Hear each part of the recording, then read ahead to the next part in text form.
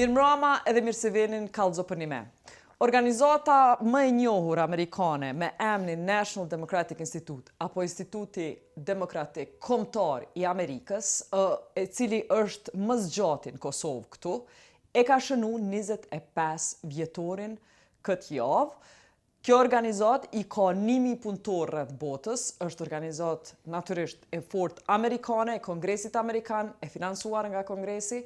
Prej 1000 punëtorëve që i ka në përbot, njëna prej zyreve më të mëdha të saj është në Kosovë. Tash, udhëheci i Evropës për këtë organizat, Robert Benjamin, i cili ka ardhur në Kosovë mas pari me se zyrën qysh në të nëntën, është me neve këtu në intervistë. Robert, welcome to Kosovo. Thank you. Again. Let me first of all say that we are so grateful for the hospitality and the friendship and the true connections, the relationships that NDI has been privileged enough to have here in Kosovo. And this, you're not talking because you are recently here and having been told that that people were hospitable, but you actually yourself came. I have been here throughout the 25 years. So yes. who did you meet first when you came? Just tell me first. Oh my gosh. When you say welcoming, Yes. my immediate question would be, who welcomed you first? Who are the local leaders that welcomed We you? were here in July of 1999, myself and 3 colleagues.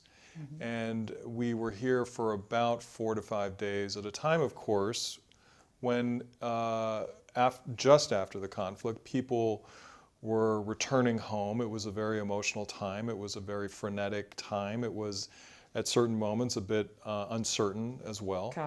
Chaotic, one might say. And we had reached out to people that we either knew or knew of, people like Vetan Suroy, and others who welcomed us and said, we're glad you're here, we hope this conflict is over, and we need to get to work, because now we have the opportunity. Now we have the opportunity to have our society come forward, build democracy, make it multi-ethnic, and succeed in ways that we've never had before. Okay, let's fast forward. From then onward, did we work? We need to get to work to 2024. Do you think we worked hard enough to get where we are? Yes. Yes. When I look back at those first few years, it is extraordinary, really extraordinary to think that in a span of about 5 or 6 years, Kosovo stood up a complete parliament, the Kosovo Assembly, established local government. Can I challenge you a little bit and just play Please. devil's advocate there? Yeah. We were an autonomous province in former Yugoslavia. We had a parliament. Yeah. So it's not like we weren't running our own parliament before. So beyond just being symbolically entering a parliament, we had a parliament building, which was called a provincial parliament in the past. Yeah. What else did we do that was a bit more acting like a normal country, that we did, that made us behave like a normal country? Because we were run by UN. If we were treated like, if we were seen or behaved like a country, we wouldn't have a UN administration running us for 5 years, then an EU rule of law mission running us from some other, for many other issues, then the ICO, before that ICO, International Civilian Office. Yeah. So this democracy, we weren't allowed to just handle our state independently. I think you have to take a slightly gradual view, and I think you raise an important point. The internationals, quote unquote, who came here as we did in 1999, saw Kosovo at that point. We weren't present to see what was happening in Kosovo prior to the conflict. We weren't here to see the provincial assembly or the political process or elections. Of course, we understood that it was a radically different environment before the conflict, in a democratic sense, certainly. So what I would say is that starting in 1999 and going through those first elections, everything came out into the open. What do you think are challenges to Kosovo's democracy now? I think right now the challenges largely have to do with governance. And I say that with respect to how governing institutions, national and local, are working to deliver on the issues that matter to citizens. NDI, among the various things and many things that we do quite a bit of public opinion research. So we do polling, and we also do some qualitative focus group research to understand, essentially to hold a mirror up, to say this is what the people of Kosovo are thinking and interested in, concerned by, and also optimistic about, which is important. And what are the people thinking? They're thinking the economy. They're thinking healthcare. They're thinking infrastructure. They're thinking jobs. The people of Kosovo think very... My God, I thought you're talking about the US election. I Economy, know, I was just healthcare, going to say. Just same themes as a normal country. Well, there you go. And the United States and elsewhere, when you poll people, and in our elections right now, people are talking about housing. They're talking about inflation. They're talking about crime. These are the fundamental issues that we all know concern everybody, that we all know are to government to address. And so the manner in which government, I don't mean this particular government, I mean any government in Kosovo, is able to address those issues, the degree to which they're able to pass legislation, come up with budgets, analyze the legislation, implement the policies, and then seek feedback from people as to how things are going. That is a fundamental prerequisite of democratic government. I think there's been a tremendous amount of progress made, and I still think there's much to do. This analysis you just put out that comes from grassroots research you've done and polling is, to be honest, completely different from what I hear from any international official I have on this table, who comes to us and makes largely a demand about the dialogue with Serbia, interethnic relations, things that concern Kosovo security. I rarely, if ever, hear any demand on economy, on healthcare, infrastructure. I'm just wondering why the pressures that come to us from outside are so much different and they are made priorities, because right now all our conversation with the international community is about dialogue with Serbia, as opposed to what majority of people that are interested in issues in Kosovo care about. Because according to our research too, this is what people care about, but this is not priority of international community in relation to Kosovo. You know, I'm speaking to you as a representative of a non-governmental organization, an NGO, by the way, that was chaired for many years by former Secretary of State Madeleine Albright. And Madeleine Albright, in her capacity, both as Secretary of State and then subsequently as chair of NDI, always used to say, whether it was about Kosovo or other countries, democracy, you need to be respected and have dignity, and you need to eat. And democracy has to deliver. And that has been a guiding principle of NDI's work in this country, to, again, support political institutions like parties, governing institutions like parliament, and civil society, to connect them, to bring about the best outcomes for the most people and continue to do so. When you talk about the dialogue, when you talk about interethnic relations, those are critical issues, and one can't say otherwise. They are critical for Kosovo's security, for its integration into Europe, and fundamentally, they're critical to bring forward a multi-ethnic society in which everyone in this country has a stake. The dialogue and the the interethnic issues on the one hand, and the socioeconomic issues on the other hand, have to go hand in hand. Everything has to come together. But right now we have a government that is overwhelmed only with the security situation in the north of Kosovo, and only with a dialogue. We don't seem to be, the needs of citizens do not seem to be a priority. I think it's fair to say that the needs of the citizens turn on and depend largely on the progress made in the dialogue.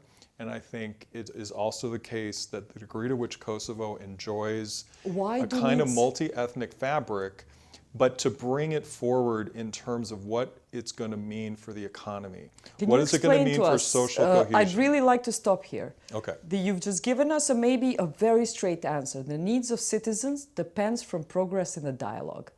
Why should people watching us think that that whatever our quality of life should depend from Serbia?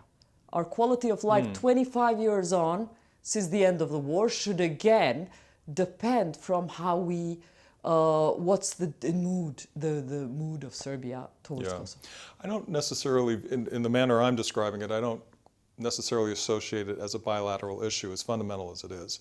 I think the future of Kosovo belongs in Europe, and the future of Kosovo as a member of the Euro-Atlantic community. I say that from the standpoint of security for Kosovo. I also say that from the standpoint of economic development and social cohesion. We all appreciate that Kosovo is in a complex region, but ultimately Kosovo has to integrate economically, politically, governmentally, and otherwise with the rest of Europe. And that's what we're talking about. I think we use the dialogue as sort of a shorthand description of all of that. When you say the dialogue, then we're clearly in a somewhat complicated negotiation with Serbia that's bilateral. But when you talk about European integration, and when you talk about Euro-Atlantic integration, then I think you have to consider what that means for the well-being of Kosovo's political stability, economic development, and social cohesion. And by social cohesion, I mean many things. But I certainly mean the degree to which the diverse communities in this country can find a way to come together and cooperate and collaborate on all those needs that we just spoke about, that people, regardless of ethnic identity, say is important to them to move forward and to feel secure. Now I want to talk about our internal quality of democracy despite the relations with Serbia. We have a parliament that, after almost 5 years, is viewed as one of the roughest parliament, if I may say, that we've had, due to the horrible language used against women, LGBTQ, due to the fact that we have MPs who do not know the procedures, MPs who never say anything, yet NDI kind of praises the parliament for the good work it's done. I know you're diplomatic and you want to praise the partner, but the Kosovo public is really not satisfied with the quality of the parliament. Yeah. You know, I do think the parliament faces considerable issues, and they have to do with the quality and the of political discourse in the parliament. They have to do with the, let's say, alacrity of passing legislation and addressing the issues that the public has that we've talked about. I also think that the parliament has made tremendous institutional strides in assembling rules of procedure, legislative research and analysis, committee hearings. The machinery of parliament, legislative process is growing and it's solidifying. The thing I would say about parliaments in the region, and in the United States for that matter, I don't know too many parliaments that come in for strong public favor. Most people at home, we say, love their member of Congress, but they're not too thrilled about Congress as an institution. In here, I think that, and one of the things that we've learned is that in addition to all that machinery and all that institutional work, there has to develop a kind of culture. A culture of democratic discourse, a culture of representation, a culture of oversight. And how developed is that culture in Kosovo compared to the region? You mentioned the region, let's compare it then to the region. I think that there's much to say in favor of the Assembly as compared to the region, both in terms, again, of its institutional development and the degree to which it is open to both public participation and public scrutiny. I realize we're grading on a curve here, but we do a lot of work in the Assembly of North Macedonia. We do a lot of work in the Parliament of Albania. We know very well the parliaments in Bosnia and Herzegovina. and in Serbia and in Montenegro. We're not here to grade performance. In fact, NDI has an initiative that brings these parliaments together precisely to look at how they're functioning, both with respect to the legislative process and the representation of the public, and secondly, in the context of European integration. Because Parliament has to have all these things in place as and when Kosovo starts the formal process of accession, because there's a lot to do again. And so putting Parliament in place, much as the executive has to be ready, is critical to a successful accession. That's not the only reason why Parliament matters. At the end of the day, Parliament, and the reason, culture is not quite the right word, but I'm talking about an ethos, I'm talking about an identification with the institution and protecting the institution, advancing it. Parliament in any democracy, right, is the confluence. It's the meeting point of government, politics, civil society, and the broader public. This is where everything has to come together. It's never going to be that pretty. It's never going to be that nice because it's contestation. Democracy is not about agreeing on everything.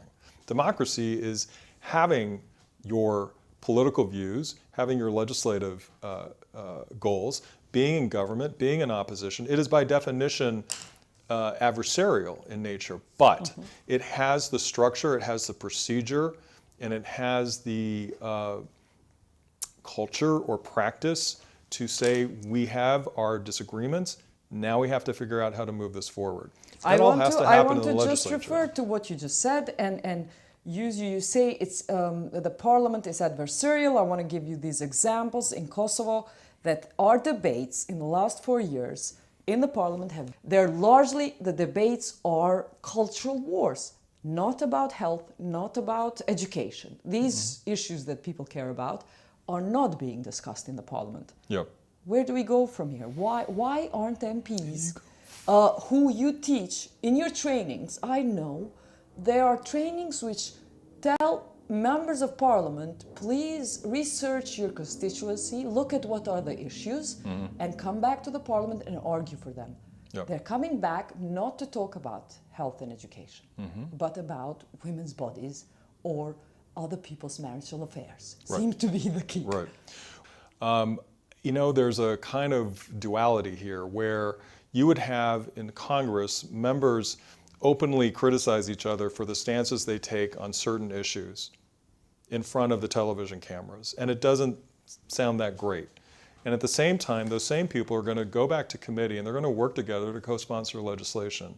That's what I mean by duality. At the end of the day, I'm not saying that everyone has to agree on everything, and sometimes those issues are difficult and complex issues that are brought about by rapid social change or technological advancement, and they speak to the values and the morals of people, and people really care about, and they should care about.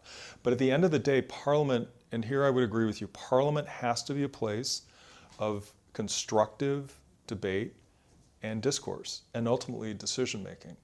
And so I think right now we're seeing in Kosovo a rather remarkable degree of focus on gender equality and women's empowerment. That is something NDI knows quite a bit about because of all the support that the Institute has provided here in Kosovo over the years, literally in the name of Madeleine Albright, to support, as a matter of democratic principle, the position of women alongside men in positions of decision-making and power. A lot of your work is on gender. NDI's work and projects are on gender. Are you happy with the achievement?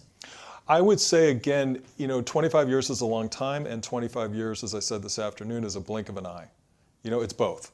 There's a lot that's been done, a lot that hasn't been done, but when you look over the 25 years, and you see, for example, the creation of the caucus, the multi-party women's caucus in the Assembly, you see the introduction of an election quota, a gender-based election quota, and whereas in those election cycles going back to 2006, 2008, most women were elected from the quota itself. What do you see now? You see 60% or so of women in the last local elections not elected by the quota. not elected by the quota. And that's why it's an amazing achievement to It's have an amazing 45% of women in the parliament, not 30, but 45% women. Yeah. That's why we're a bit frustrated here. How come in the time when we have most women in parliament, there's the most aggressive language against women in parliament and laws against women in parliament? Yeah. We can't square this. How No. does this, how do people make sense of this? People speak up. People raise their voices. People But advocate. raise their voices and they put the ballot. They've raised their voices and Yeah. voted them. It Yeah. is not working. Women are getting killed regularly in Kosovo by their partners, and women in parliament are not getting their laws which concern women's bodies through. How do we move from here if democracy and choosing and voting women hasn't done much for us?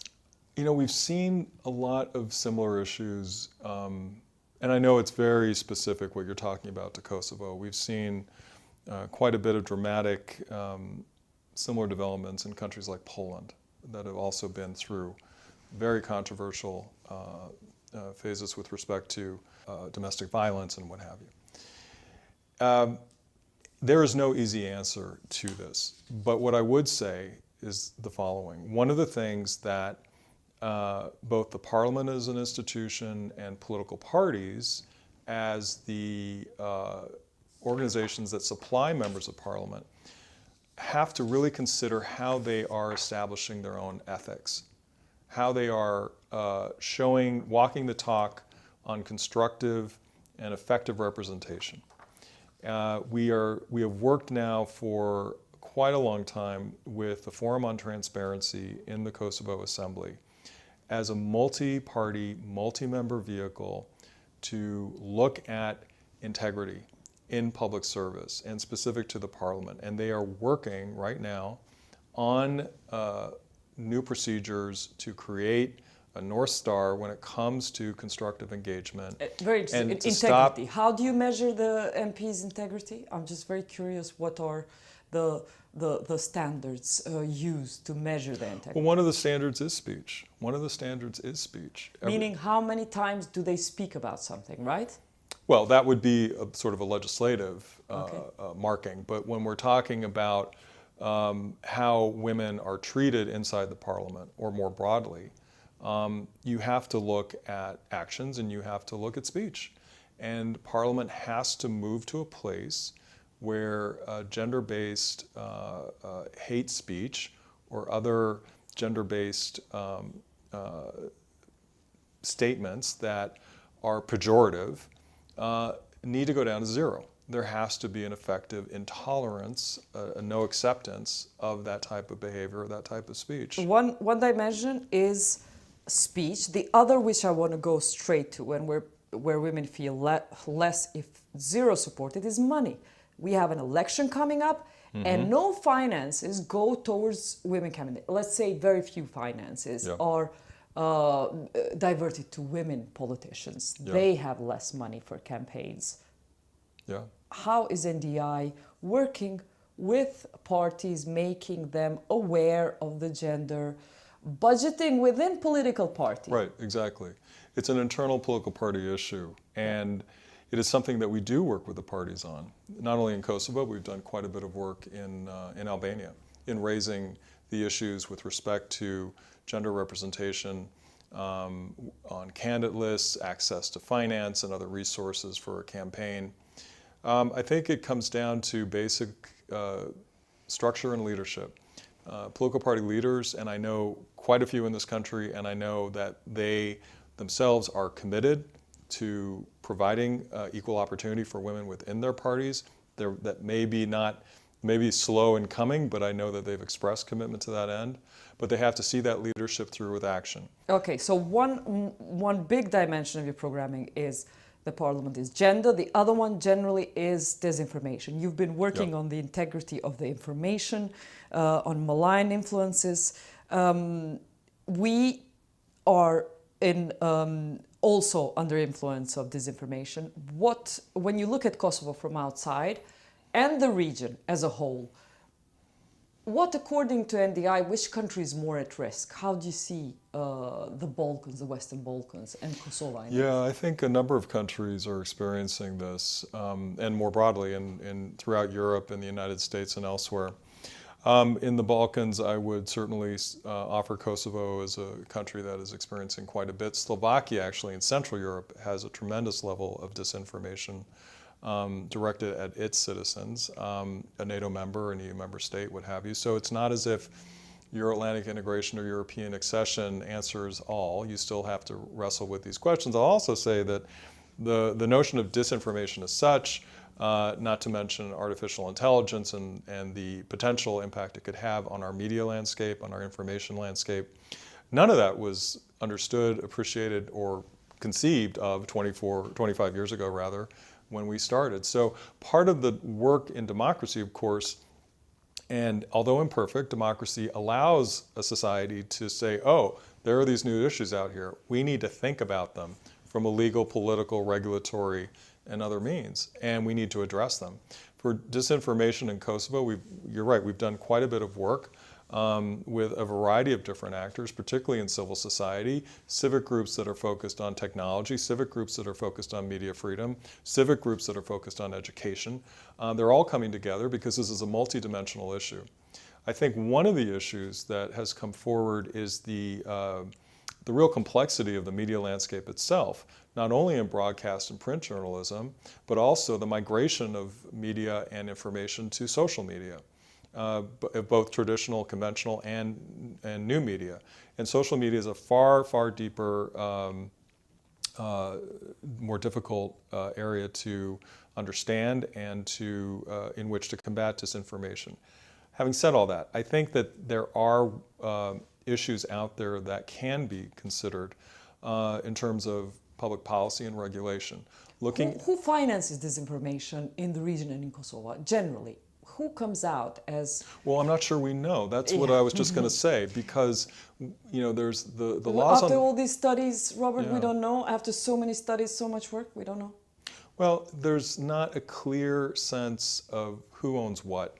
The notion of beneficial ownership, the manner in which either companies or enterprises or social media platforms or are owned, operated, and propagating disinformation. Is NDI working on making the media ownership more transparent? That is definitely something that we're focused on in supporting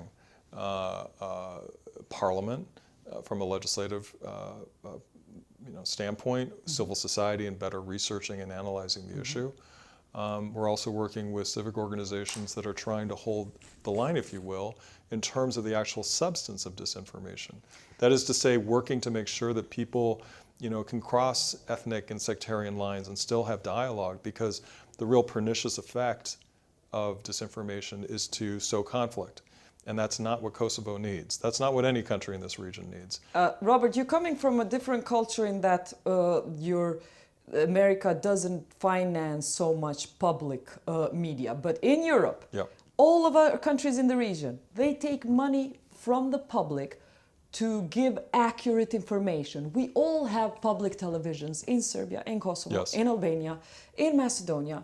And what we have in common is that in these countries, nobody believes that much in the public televisions. Yet they take, in Kosovo, for example, 8 million euros a year to produce information, but not many people watch it as a credible, informative source or watch it regularly as they used to in the past, or doesn't have a lot of credibility in terms of accurate information. So what does states like us need to do to combat disinformation if the money put there in public TVs is not combating disinformation? I think we've been talking about it as a supply issue, the supply of media, and we all appreciate, and this is one of the really interesting aspects of the last 25 years.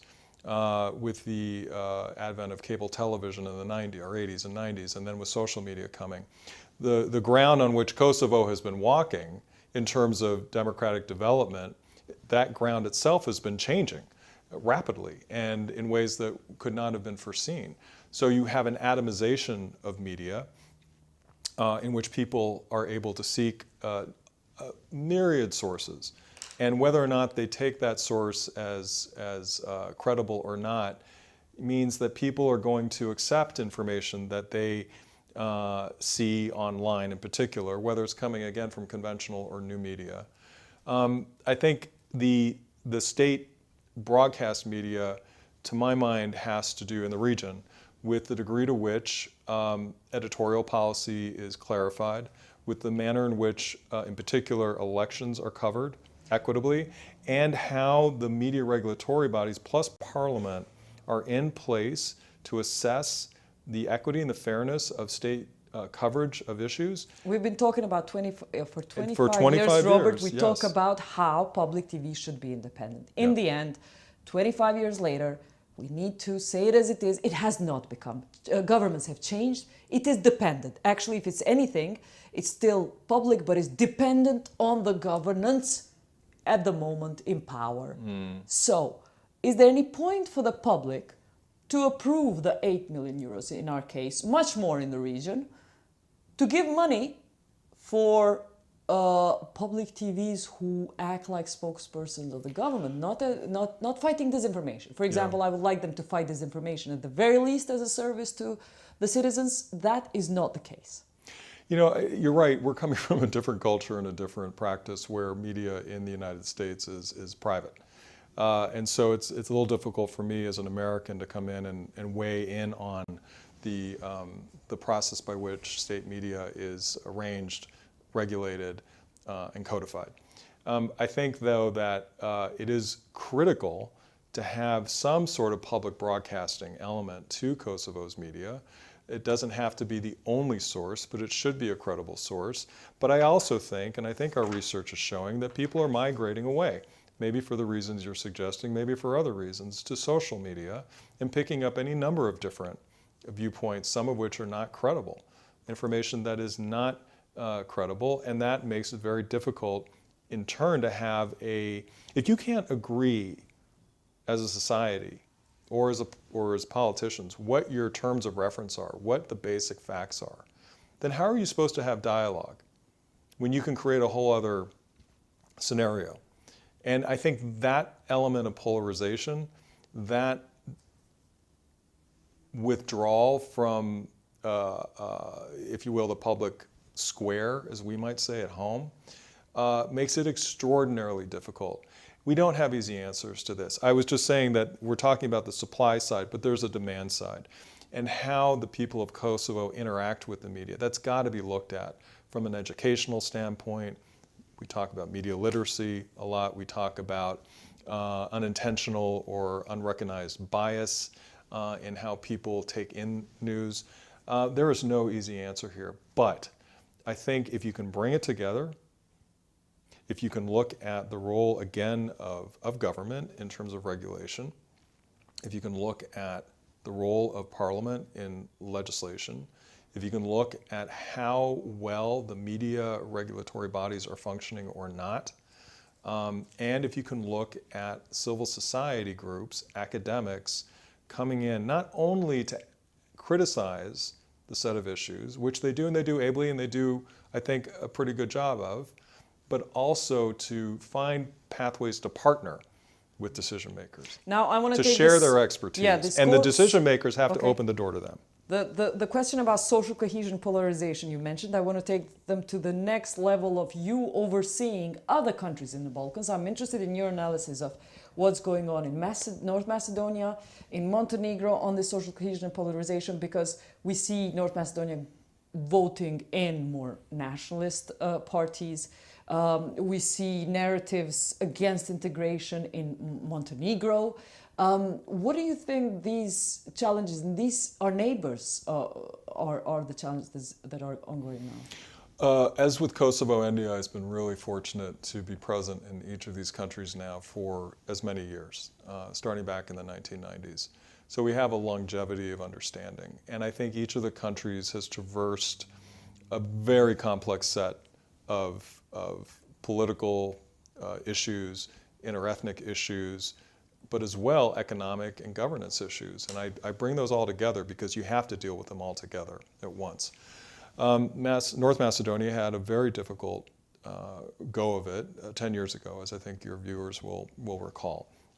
Since then, they've had a social democratic government which lost these past elections to a center-right government. That government now is installed, and together with a change in the presidency, will have a lot to say about how the country is governed with a substantial majority. I think, to be honest, I think the time now is still a little too early to, if you will, pass judgment or otherwise characterize the intentions of the new government in North Macedonia. But I think that for North Macedonia, it's important to continue to bring together communities in the country, focus on economic development in a similar fashion in Kosovo, and integrate as best as possible within the region and more broadly with Europe. I mean, the agenda stays very similar to what it's been. Then people get to, once these issues are articulated, then people get to assess what the performance of the government is. It's not for us, we're internationals. And so for the likes of NDI, we're there to support, but we're not there to pass judgment. Okay, but the narratives of the region which are really hurtful or bring us to the traumas of the 90s are one of the narratives, for example, between Serbia and Bosnia. Let's move Kosovo aside from this. When there's a new renewal of genocidal denial, especially during the Bosnian vote in the UN, when Serbia actively wants, its motto is, we are not a genocidal nation. How do we fight this new narrative that takes us to the 90s? With a lot of thought and strategy and a lot of work. I mean, again, there's no easy answer to this. There's no magic solution to this. In the end, I want to bring a final question to our interview with something you started the interview with, which is hospitality that you experienced. I'm so happy you remember that and that you are grateful. But there is a maturity of that hospitality, 25 years on, that has been, that today there's a little bit of a feeling that hospitality has been taken for granted and being transferred to something that some local people feel that internationals are using it to tell them what to do. And I want to just to illustrate, to quote an op-ed by Robert Wilton. He was deputy ambassador to the OSCE, former advisor. He put it directly as like this. He says, there's also a strong impression that the internationals were simply started by Kosovo politicians proving less obedient than expected. The ugly truth in Pristina, seen from the high ground to the west of the city where most of the embassies have always been, is that it's one of the last outposts of European colonialism, or of a colonialism that continues to evolve in the world of international aid and peace building. Foreign ambassadors, middle rank at home, are celebrities and headline makers in Pristina. The great powers expect to dictate the country's politics and secure whatever infrastructure deals they fancy. Foreign officials and police have disproportionate influence and purchasing power and relative impunity, all terribly congenial for the foreigners as long as the natives do what they're told. Why I want to end with this is because there's also the background to threat to democracy. People feel are also internationals telling Kosovo for too long what to do, expecting Kosovo to be as obedient and what Robert sees as a new colonialism in European colonialism. People feel, again, with sanctions against Kosovo, we've had a big security crisis happen here, attack of terrorism happened with 30 men, and Kosovo has been punished, not Serbia. Kosovo has sanctions, Serbia doesn't. So this is the atmosphere right now. What would you say of this potential kind of threat to what is seen as undemocratic way of how some internationals treat Kosovars? Well, there's a lot there to unpack. And that quotation is, I would say, very redolent of that sentiment that you're describing. And I think it's fair to say that starting in 1999, we did go through a period of UN supervision. We got to sovereignty, we got to independence, of course, we got to a constitution, we got to sovereignty by 2011. And I think the fundamental thing I would say is that nothing really stays in place. Nothing should stay in place. There's evolution. There's political, social, economic evolution. And I think, for myself anyway, looking at the role of what we tend to call the international community, by which we mean the diplomatic corps and international organizations, while there have probably been very stark issues and problems along the way, fundamentally, and when I recall being here in 2000 or 2001, I saw how powerful in such an effective and I think meaningful and durable way the international community was here, not just diplomatically, but also as a matter of security. In our work, and here I am gonna maybe put NDI over here for a minute. I think that we have been very conscientious of how we appear as internationals. We are a US-based organization. We certainly appreciate the affinity that people in Kosovo have for the United States. There's certainly no, this is not a comment on NDI. Oh, I know that, I know that. But what I'm speaking to is the spirit and the principle. So what's important here is that we come with a degree of, knowledge, we come with a degree of expertise, we come with a degree of humility. The fact is that democracy is always being built in a country 250 years old like the United States, in a country that's been independent for 8 centuries like Great Britain. Does it look from outside that Kosovo is treated colonially by outside? I don't. That's a very charged word, and I'm not someone who is given to using those types of phrases because I think they make the point, but the author tends to want to overstate it, in my view, for effect. To make the point. Yeah, and for effect. What we're trying to do, and what I think we're successful in doing, is probably 2 things. One is to have the type of relationships that NDI has built over these decades with politicians, with civic leaders, with government officials, with people at local level. That is a relationship based on mutual respect. We are not here to tell people what to do or how to do it. So you will never hear me talk about NDI's position on explicit issues because that's not our job. That is simply not our job. That's not why we're here. It would be a kind of inappropriate way to express ourselves. However, we are here to support the process in which those issues are considered, both institutional, civic, grassroots, political, electoral, what have you, and share our expertise. There are 40 people working at NDI Kosovo. I think 38 or 39 are Kosovar. When I walk in the door to our office, who are the people that, as NDI Kosovo, I'm interacting with are my colleagues who are Kosovar. And may I add, they're not just pure translators. These are experts on the field. These are experts who have professionally, absolutely, science. Absolutely. And I appreciate that a lot. It's really important because I like to think of us as a full-service organization. What I mean by that is that we have the domestic knowledge, the people, the expertise, as you're rightly describing, that intricately know the system and process because they live it. They are citizens. This is their home. That's great.